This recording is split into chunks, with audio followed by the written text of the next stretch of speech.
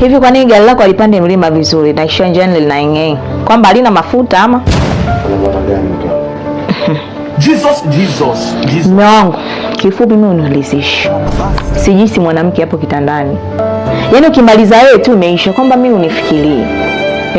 Kweli jamani? Mke wangu tumetoka kufanya sasa hivi.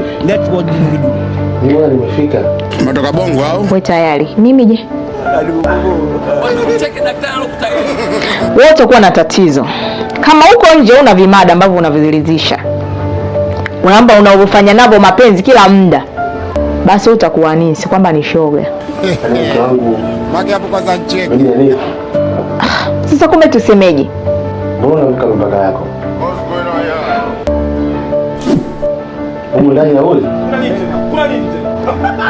Sijaje huko ndani kufuata kula. Sijaje huko ndani kuangalia mkato wa chumba. Sijaje huko ndani. Mimi nimekuja huko ndani nataka spako tu. Kwa nini zinaishia getini, zinaishia ukutani, hazipiti ndani spako? Sijisikii kabisa, sioni kama inafanya kitu. Niko tu kako kwa kuchoa. Sielewi mimi. Yaani hapana mimi. Jamani. Haina shida. Niambie kama una shida betoni kwa waganga kienyeji.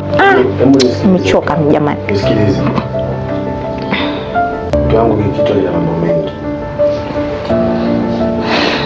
Kula, kuvaa, kulipa kodi, kufanya kazi. Usinichanganye. Kama unataka kufikishwa, dai talaka yako uende kwenu. Nimalize. Nini? Ni dai talaka? Nimemaliza.